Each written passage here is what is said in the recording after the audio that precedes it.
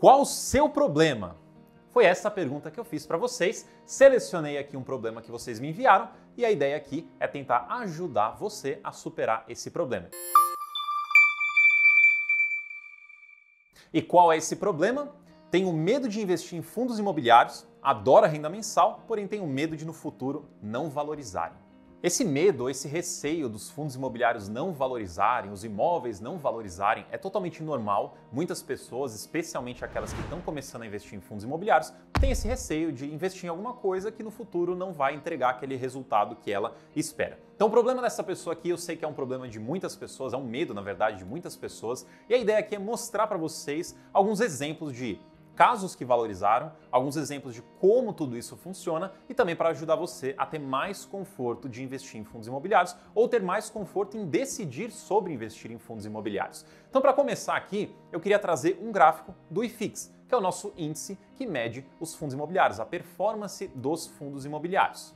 Então, como você consegue ver nesse gráfico, a linha vermelha é o IFIX. Então, a gente pode dizer que essa linha vermelha, ela demonstra como o mercado está performando ao longo do tempo e a gente consegue ver que ao longo do tempo ele vem se valorizando. Desde lá de 2017, ele já subiu bastante até hoje, 2023. E a gente tem alguns outros índices de referência só para, obviamente, deixar como referência em questão de performance. A gente vê que ele supera o CDI, ele supera o IPCA e ele supera também 85% do CDI. O que seria 85% do CDI? É que quando você investe em alguma coisa atrelada à Selic ou atrelado ao CDI, tem imposto de renda. O imposto de renda a gente considera a alíquota mínima de 15%, então a gente tira 15% da performance do IFIX, de 100 para 85, então 85 seria realmente o quanto você teria de retorno investindo a 100% do CDI e depois pagando imposto. Só para ficar um pouco mais real esse retorno. Mas de toda forma a gente deixa ali o 100% do CDI também para você ter essa referência.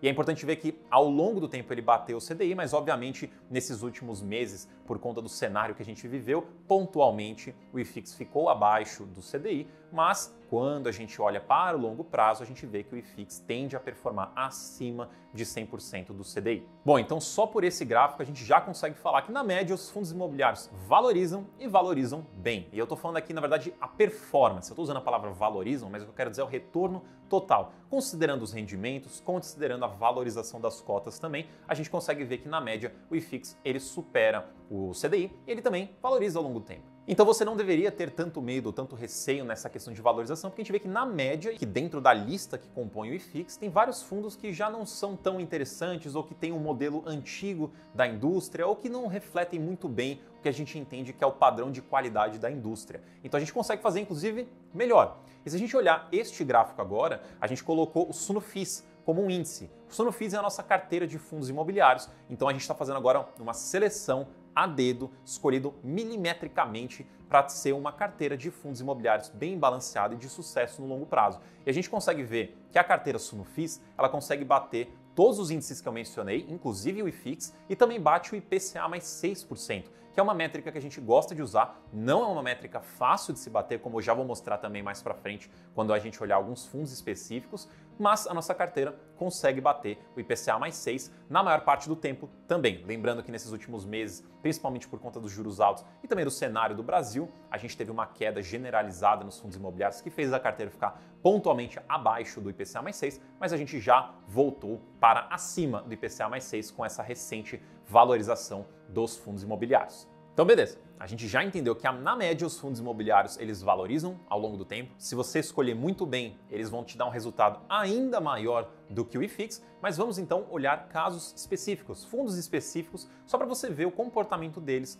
ao longo do tempo. Então, meu critério aqui foi escolher dos 3 maiores fundos de tijolos que investem em imóveis físicos e também os 3 maiores fundos de papel, que são aqueles que investem principalmente em crédito, em recebíveis imobiliários. Então, são 6 fundos que eu selecionei aqui, dos maiores, para a gente só enxergar um pouquinho sobre o passado deles e o quanto eles valorizaram ou não valorizaram ao longo do tempo. Então, começando aqui pelo HGLG, a gente consegue ver nesse gráfico que o HGLG conseguiu com conforto, muita tranquilidade, bater todas as métricas que eu mencionei até agora. Bateu o IFIX, bateu o IPCA mais 6, bateu 100% do CDI, o IPCA, 85% do CDI e com muita folga. A gente vê que desde 2011, porque esse é um fundo que tem mais histórico, ele é mais antigo, ele bate esses índices todos e dali da metade do caminho, 2017 mais ou menos para frente, ele começou a abrir uma grande diferença para os seus índices. Então o HGLG consegue bater tudo com bastante conforto. Então ele teve uma valorização para os seus cotistas. Vamos olhar agora o KNRI, também um dos maiores fundos de tijolo. Ele, no caso aqui, também bate praticamente todas as métricas. No final aqui de 2020, ou seja, período de pandemia em diante, ele acabou perdendo para o IPCA+6, que nem eu falei, é uma métrica difícil de ser batida, e por conta do KNRI ele estar exposto ao setor de escritórios, que é um setor que sofre até hoje, obviamente isso acaba fazendo com que a performance dele sofra também, e desde 2020 até agora ele caiu para baixo do IPCA+6, mas como podemos ver aqui no passado super recente, com essa valorização do IFIX como um todo, mas também uma melhora na performance desse fundo, ele vem recuperando e chegando bem perto da métrica de IPCA+6. Então mais um fundo de tijolo que mostra que a valorização com fundos imobiliários é totalmente possível. E o terceiro fundo de tijolo, XPLG. E mais uma vez, outro fundo que bateu todos os índices. Certo que ali, um pouco do meio para o final, ele acabou ficando abaixo do IPCA+6, mas novamente, agora no passado mais recente, com a valorização do IFIX, com a melhora do fundo, com a melhora geral dos fundos imobiliários, ele já se recuperou e já superou o IPCA+6. E se a gente continuar melhorando também como indústria, ele tem tudo também para continuar melhorando a performance dele. Então, 3 exemplos, peguei os 3 maiores em termos de patrimônio de tijolo e eles todos mostram uma valorização ao longo do tempo. Vamos olhar então como que funciona os fundos de papel. Vamos começar com IRDM, o Iridium, fundo de papel, um dos maiores deles, e a gente consegue ver que, mais uma vez, todas as métricas são batidas com esse fundo, inclusive com uma grande folga. Bateu o IPCA+6, o IPCA, o CDI, 100% CDI, 85% do CDI, bateu o IFIX também. Então esse é um fundo que entregou uma excelente performance ao longo dos anos. Vamos ver então o KNCR. O KNCR, e esse aqui tem uma característica interessante, porque ele é atrelado principalmente ao CDI. Então, por conceito, seria muito difícil ele bater o IPCA+6, que é uma métrica que ele não bate. Lá no passado ele até chegou a ficar bem rente ao IPCA+6, mas agora, nos últimos anos, ele tem ficado bem longe. Mas como o portfólio dele é bastante atrelado ao CDI, é normal que ele acompanhe mais ao CDI. De toda forma, a gente enxerga que ao longo do tempo ele também conseguiu entregar resultado e também entregar uma valorização para os seus cotistas. Abaixo da métrica desafio, que é o IPCA+6, mas mesmo assim entregou resultado para os seus cotistas. Em terceiro temos o Canip, que é o irmão do KNCR. E como o KNCR foca em CDI, o Canip ele foca em IPCA. Então, naturalmente, ele tem uma performance mais atrelada ao IPCA. E a gente consegue ver que, historicamente, ele também conseguiu entregar uma performance, um retorno para os seus cotistas, uma valorização para os seus cotistas. Porém, aqui vem um ponto super importante e a gente vai usar o Canip também como um exemplo. Fundo de papel e fundo de tijolo funcionam bem diferentes. Então, quando eu mostrei todos esses gráficos até agora, eu estou falando de retorno total. O que é retorno total? Rendimento mais valorização da cota. Então, o gráfico do IFIX era assim, o gráfico da carteira Sunofis era assim e de todos esses fundos que eu mencionei. Só que tem um ponto muito importante de como funciona a distribuição de rendimento de um fundo de tijolo e de um fundo de papel. Resumidamente, no fundo de tijolo, existe um conceito de que o próprio tijolo, o imóvel em si, ele valoriza. Ele vai aumentar de valor, vai acompanhar a inflação ao longo do tempo. Então a gente pode dizer que o rendimento de um fundo de tijolo é um rendimento real, acima da inflação. Quando a gente olha para o fundo de papel, não funciona dessa forma. São fundos que investem em títulos de renda fixa. E todos esses títulos eles são corrigidos principalmente pelo CDI e pelo IPCA, ainda mais principalmente, porque tem mais IPCA do que CDI nos portfólios de fundos de papel. Então a gente tem, neste caso, na distribuição dos fundos de papel, a correção pela inflação. Então a gente chama isso de um retorno nominal. Então a inflação está ali. O que isso quer dizer? Isso quer dizer que no fundo de tijolo, seu patrimônio naturalmente tende a valorizar. E já no fundo de papel, por distribuir a inflação e por serem títulos de renda fixa dentro do fundo de papel, que é renda variável, você não tem esse crescimento natural do patrimônio, porque ele te entrega tudo em formato de renda. Então vamos para o segundo gráfico do Canip, para você ver a diferença entre você investir e consumir toda a renda, ou investir e reinvestir toda a renda. Então na linha vermelha, a gente consegue ver o investimento no Canip com o reinvestimento dos rendimentos. Então você recebe a renda e reinveste nele. E você consegue ver que ao longo do tempo o fundo conseguiu entregar um resultado expressivo para os seus cotistas. Agora, se esses mesmos cotistas tivessem recebido a renda e gastado tudo, não tivesse reinvestido, eles estariam na linha azul, que na verdade perdeu valor ao longo de todos esses anos. Então entenda que no fundo de papel, o seu resultado, o seu retorno total também está muito dependente de como você vai conduzir a sua carteira. Se você reinvestir, você consegue aproveitar o potencial do fundo. Se você gastar tudo, então você pode perder poder de compra ao longo do tempo. Essa é uma distinção super importante entre fundo de tijolo e fundo de papel. Inclusive, a gente separou também algumas outras diferenças e como funcionam esses dois fundos de papel e de tijolo. A gente deixou no link da descrição 2 e-books gratuitos para você baixar e descobrir mais sobre esses dois setores.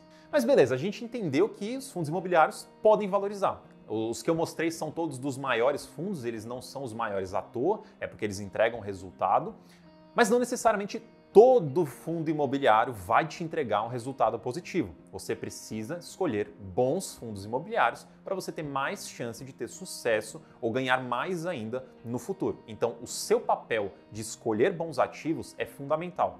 E o que são bons ativos? A gente olhando numa questão de mais pelo lado de imóveis, a gente entende que imóveis, na teoria, eles valorizam com o tempo. Mas não é simplesmente valorizar por valorizar. A inflação subiu, o imóvel vai subir também obrigatoriamente. Não é assim que funciona. A inflação tem um papel sim dentro da valorização do imóvel, então a tendência é que conforme os anos passem e a inflação suba, os imóveis também valorizem. Mas não é o único critério. Existem algumas outras características que fazem com que o imóvel tenha mais chance de valorizar, como a localização, a sua condição, a sua qualidade, certificação, ciclo de mercado, a oferta, a demanda, os serviços agregados e outras várias coisas que podem afetar o valor do seu imóvel. Então, se você entende que os imóveis dentro daquele fundo que você tem ou que você está estudando têm características boas, não precisa ser necessariamente em tudo que eu citei aqui, mas em grande parte do que eu citei aqui, então você tem em mãos um fundo imobiliário com maior potencial de conseguir te entregar uma valorização ao longo do tempo. E mais um outro ponto que também entra na questão de inflação é o INCC, é o custo de construção. Então, conforme o material para construir um imóvel fica mais caro, então para replicar um imóvel se torna mais caro. Então, se ele custou 50 milhões para ser feito, só que hoje, para você usar os mesmos materiais e construir o mesmo prédio, você paga mais, é mais caro fazer isso, então em tese esse imóvel também vale mais do que ele valia no passado, que seria o componente de inflação que eu mencionei ali. Então o INCC, o custo de construção, também tem o seu papel dentro dessas variáveis que podem mudar o custo de um imóvel, que podem fazer com que ele valorize ao longo do tempo.